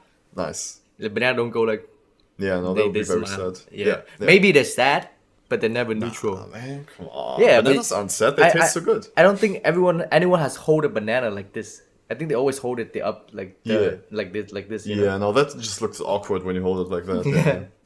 Can't do that. Yeah, Khoi, what an interesting question, man. Thank you for the question. We got... Oh, Phil Flock was also here, but he's probably already gone. Hi, Phil, if you're still here. Greetings. Thanks for the stream. I gotta go. Gotta go. We got one more from Keanu here. Got any tips for procrastinating? I'm struggling with it lately. Oh, trust me, man. I struggle with that every day, and till now even, cause like, for me personally, I always I always enjoy comfort. Like I really like comfort. Like I'm like I wish like every day I wish like I have a day where I can do nothing. But then when I do nothing, I feel bad. Not like because I feel like I should be doing something, but like something in me makes me like, no, you can't live like this. You have to do something, at least something like that. So I think whenever I feel like procrastinating, like say if I work on a project, I don't feel like doing it. If I do nothing without doing the work, then I will feel even worse. So my tip for procrastinating is when you don't feel like working on certain things, work on some other things, and maybe work on some other things in that same project that it's easier. Because I feel like my procrastination always disappear when I feel like I'm making progress in something. It gives me more inspiration and drive. Say if I'm shooting something next week and there's so many things to do, I'm like I don't want to do any of them. I would start by doing the easiest thing, maybe like watch some reference. That's the easiest thing I can do maybe in the list. So I do that, and then somehow I get inspired, and then I do something out of that, and then I feel a sense of progress. Yes, I'm a winner. And then I did something. Yeah, and then Yeah. you just keep on doing that. Or maybe when I'm procrastinating on a project, I would do something else. Maybe I'll make a painting. Maybe I'll make a short beat. And just that sense of achievement when you finish something, I think it's very rewarding, and it gives you more drive to do other things. Yeah. Yeah. Yeah, I've also got a few ways to deal with procrastination because I think it happens to everyone. I don't think anyone is like such a workhorse that they're just like, yeah, I'm doing this, doing that, doing that. So for me, I like when I notice I'm procrastinating on something, I split it up into very small tasks, right? Like if I need to write, I don't know, 20 pages about something, and I really don't like the topic, I'm really not interested in it, but I need to do it. Split into very small parts so I can just easily do something, and I put it in my calendar, right? Like I put in my calendar every day, do this, and it's a very small thing, just like writing 2 sentences or 1 page. 1 page even seems too big. Like really, really small things from something that you don't want to do. So it feels easier to do it, and it also feels good to make progress in something that you need to finish but you don't want to. And something also that keeps me going when I need to do stuff that I don't want to do and I'm procrastinating is to know that it's not always possible, but at least for me, I know that I don't need to do it again, right? Like, okay, like this is no fun. I learned that I don't want to do this, so I have to do this now, but I'm not going to do it again. Like I know it's kind of like the goal, right? Like if I'm finished with this, I don't need to do it ever again. So, Yeah. And there's a quote from, you've seen BoJack Horseman? yeah, it's super good. Yeah, the scene with the monkey guy. So like it gets easier, but like you have to do it. That's like you have to do it every day. Like, but it gets so much easier. Yeah. But it is very true. Like every time I think of that quote, like yeah, that is so true. Like my first time writing a script, I'm like, I can't do this. I can't ever do this. But now if I do it, I'm like, yeah, I can do it. It's just like I understand that's the process, and I understand that sometimes I feel like I don't want to do anything, but that's also part of the process. And yeah. And that's a quote too. Like if you start to do something you're already halfway there, then if you never start at all. I see. Yeah, it's also true. And I also like your point of doing something that you like, right?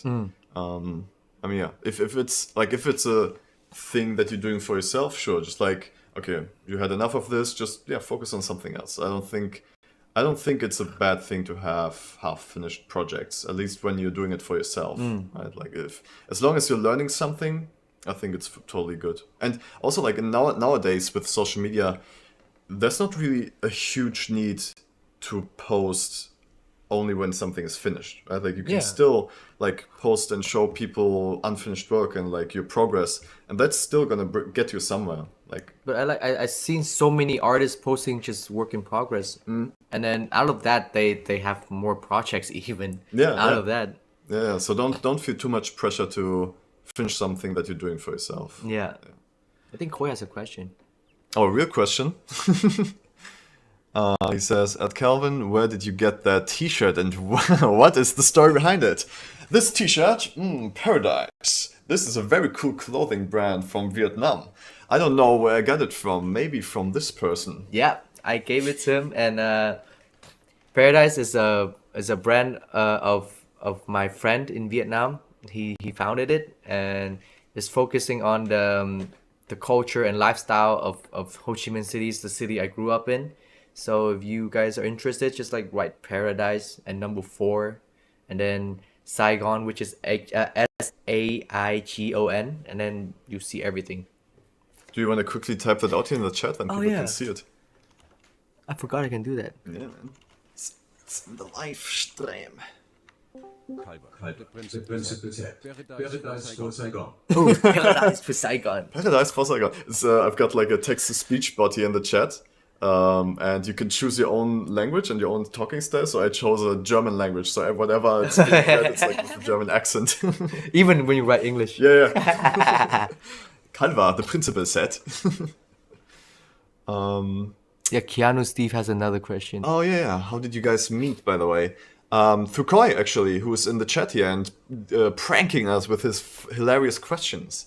Koi is a good friend of ours. He's also a Vietnamese filmmaker, but he's living in Berlin here. He grew up in Germany. I don't actually know how you are connected to him. Like, how did you guys meet? Actually, Khoi knew the DP in my team, the one who shot all of my videos. And so I think they talked online through Instagram, and then somehow through him, Khoi found my Instagram, and then I followed him, and then I heard from my friend the DP that Khoi is living in Berlin, Khoi is living in Germany. So if you have any question of Germany, you can ask him. And so yeah, like I moved to Berlin like without knowing that many people. I think I knew only one person that I've met before. So that time I didn't even met Khoi yet. We only talked online. Yeah. On Instagram, but like I felt like this guy is just really nice. He's a really kind person. But then when we met up, like because through chat we only talk in English, but in real life, like Khoi and I talk in Vietnamese. Oh, okay. So that's like something that's very dearing to me. Like, oh man, it's nice to hear Vietnamese in a foreign country. You know, like especially when I first arrived. And Khoi has been helping me with so many stuff. Like he introduced me to you, which now I have a place to live, and then he just like hangs out with me all the time, and he helps me with lots of stuff. And he's a very busy guy because now he has a kid now, a baby, and now but he still spends time with me, which is something I appreciate a lot. And yeah, he's like a brother to me. Koi is really, really awesome. Yeah, I trust him fully. Yeah, and now I'm living with Calvin. I live in the room next door, to be honest. Yeah. Through that door there. Yeah.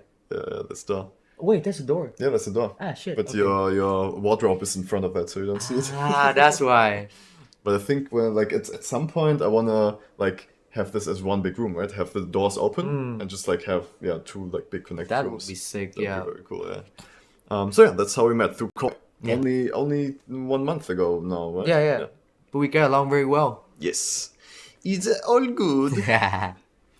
Okay, cool. I think that's the questions from the community here. If you still have one, write it into the chat. But we're gonna go to the next topic now. The last, the finale, the last session, the last topic, which is an interesting kind of like mind exploration meditation thing. We're not gonna do this. Which one? What do you want to do? What? The call? Oh yeah. Are we doing it? That's what I said before. Like, if any student comes into the live chat and wants to talk with us, they can do it. But no one came. Okay. Oh man, you guys are missing out. Oh man. So yeah, now we're gonna do the interactive experience. So yeah, it's something that I really like to do with my guests because it helps to understand the guests, for the guests, their own creative process a little bit more, and also I think for the viewers to kind of like see where their creativity comes from, or where like their creativity maybe works different, right? So what we're gonna do is I'm gonna ask you to close your eyes, and you don't need to do it right now. I'm just gonna explain it. And then I want you to imagine things, right? And I'll just tell you what I want you to imagine, and you basically walk me through everything you see, everything you imagine, whatever's happening, right? Like if you can smell something, if you can taste something, if you can hear something, just whatever happens in your mind. So yeah, that basically kind of like can reveal on how your creative process works, right? Like if it's easy for you to imagine something, if it's hard for you to imagine something visually or auditory. So yeah, that's what we're going to do now. Okay. Right. So I would like to begin with this to just kind of like try to calm down, right? Just like try to forget where we are and everything around that we're in an interview. Just kind of like try to be with yourself, with your own thoughts. Yeah, you can go ahead and close your eyes. And to begin with, I would like to just imagine an apple. What do you see? I see a apple in a white plate on a wooden table, and the apple is quite fresh. It has no bites off of it, and it's pretty weird because usually I don't just put one apple on the plate, but yeah, that's what I have right now. Can you can you look very close on that apple, like kind of like look at the surface and its structure? The apple is not like entirely red. Like if you see apples, sometimes you see like a bit of green, a bit of like peachy colors. Like I think apples are not like solid colors, and you can see like those tiny details on the apple, say like those little black dots. I don't know what you call it on the fruit, and and I think I see a worm coming out of it. Does all of this look hyper realistic to you, or does it like how does it feel? Does it feel real? The apple is very real, but the worm is cartoonish. Okay. Can you describe how the worm looks like? I think it's because I've been watching Adventure Time lately. So if you know like the king worm in Adventure Time, that's kind of like how the worm looks like, like a circle for a head, and just like a normal worm body, but it's like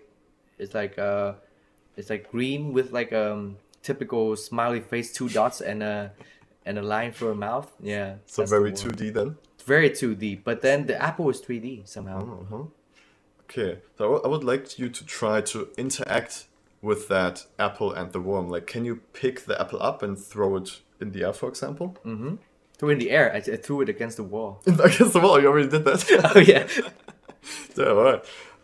What happened? Like, did you actually feel something, or like how was your experience of that? The worm is squished. You see like a pile of green blood On the wall? on the wall, and it was a white wall. So I'm like, oh shit. Oh. And then you sit on the air right after I threw it. So I'm like, oh shit. Well, how about let's try this. Can you reverse time? Oh yeah, easy. It's not back in my hand. Okay, interesting. So it just like was it like kind of like as if you would reverse a film stock? Yes, Just like... it's exactly how like you reverse the footage. Like everything played back in reverse, and it flew back into my hand. But then, my action wasn't reversed, just the apple itself. But then my hand was always like this, and it flew back right into my hand. So a little bit more like a superpower. Oh yeah. I see. I see. When you do all these things, like, is there any other kind of sensory input? Like, do you hear something? Do you smell something? Oh yeah, I hear those like reverse sound of a. I don't know how you say it. Like, not like those like rewind tape sound, but more like. Like those sound effects when it happens. And then when it flew onto my hand, like I think the worm is a little bit angry. Like, why did you do that? So it's not like it didn't happen. It's not really the Oh, yeah. reverse. Like it did happen, and the worm did die, and then like it came back to life. I'm like, what the hell, bro? I don't trust you anymore.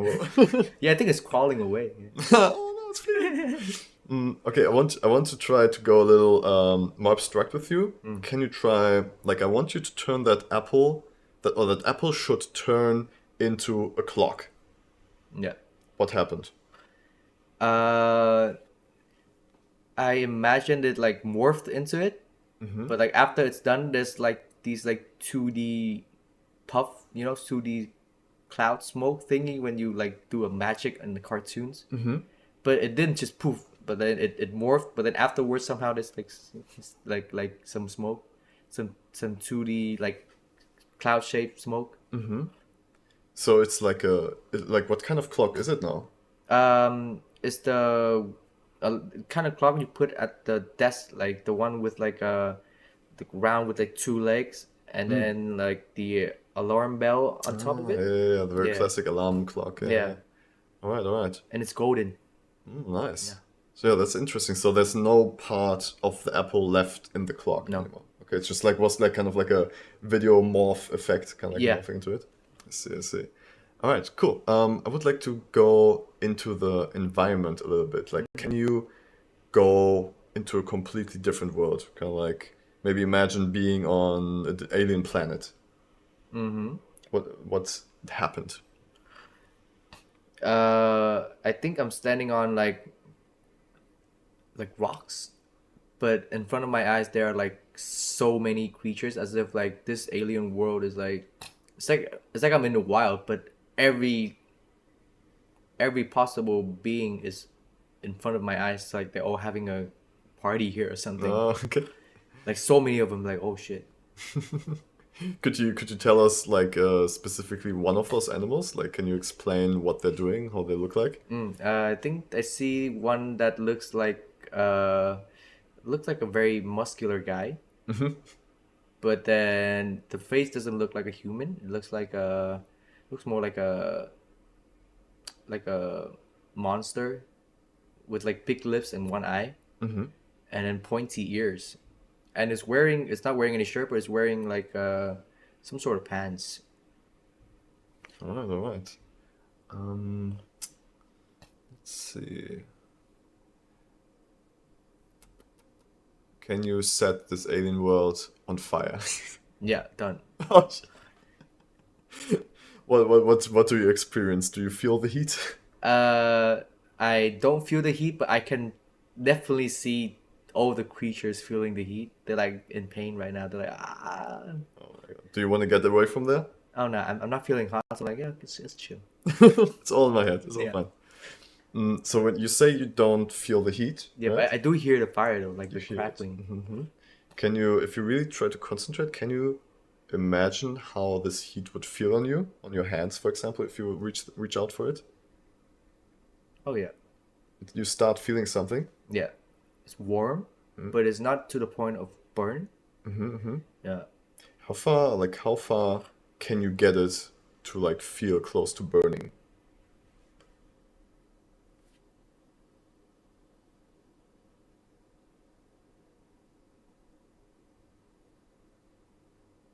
Yeah, I think like I can feel it getting very hot, but then the sensation of burning is actually like pain.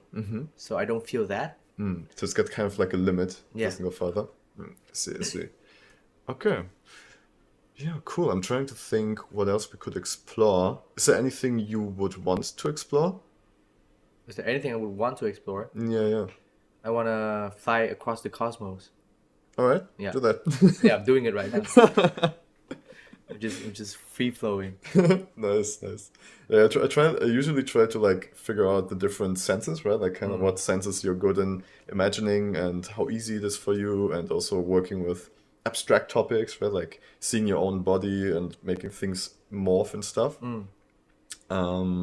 Yeah, if you like to, you can open your eyes again. Welcome back. Oh shit, I was so far away. So yeah, like I want to hear from you first. Like, how was that experience for you? It's very interesting because I've never like purposely imagined like stuff like that. I would only use my imagination like when I'm trying to create something. But I rarely let the imagination just like random stuff like, oh, let's do this, let's do that. Kind of like daydreaming. Yeah. So you don't usually daydream? No. I do, but on just like on specific topics, I'd say. I would imagine like if I'm thinking about something, then it drifts away, then like that happens.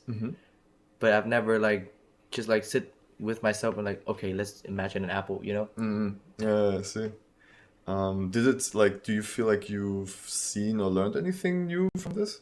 Yeah, I think I learned that it actually takes me pretty fast to imagine something, even if it's something I've never seen before. And it's quite easy to like change things or like do things, as in like throwing stuff away like you wanted me to. And that kind of surprised me because I thought it would be harder to imagine an action. Like you yourself doing something. Yeah. And it surprises me how clear I can see the results of it. Was it like, so like kind of like, if you want to, could you explain your inner eye for me? Like kind of like, does it feel like you are actually looking at it, or Yeah. does it feel like you look through a window? Or... It feels like I'm actually there. Like apart from the part where I say I want to fly to the cosmos, I didn't see myself. I only see what I see, like with an eye, you know. Like I see things like those were really hyper realistic. Even the 2D stuff felt really real. And kind of like, I guess speaking in technical terms, kind of like opacity wise, like how bright was that image that you could imagine? Oh, I've imagined it like perfectly, like I would see in real life. Oh, so like really eyesight level. Yeah. And that's really interesting because I didn't know I could do that. Oh, okay. Yeah, I think that's also not so common. Like you really like, I've done this with a lot of people by now, and everybody's like, there are like sometimes really big differences. Like some people, for example, can't imagine visually at all. They can only kind of like explain how something looks from more like an emotional side or more like a technical side, right? Most people can imagine pretty well visually, but most of them have kind of like a distance to it. Like it doesn't look like a real eyesight. It's like blurry, or it's like a little darker, right? So it's still very easy to like distinguish. Even when you told me to throw it, I actually felt the throwing, even though I'm just sitting here doing nothing. Yeah. Yeah. So you definitely have a very, very vivid imagination. Yeah. Very clear. All right. Yeah. Cool. That's everything I wanted to talk about. Thank you for having me today, man. Thanks for coming by, man. See you later for dinner. I keep forgetting we live in the same house. We're talking like I came so far to this place to do an interview, but like I just walked like 2 steps. Came all the way from Vietnam for tonight. So yeah, I'm gonna say goodbye to everyone here. Thank you very much for coming by, and I hope you enjoyed the interview. And yeah, please consider supporting us on Patreon, or just by being on the Discord and participating in challenges and stuff. Yeah, this is a lot of fun for me, and I'm really happy to share stuff with you. Thanks for coming, guys. Bye bye.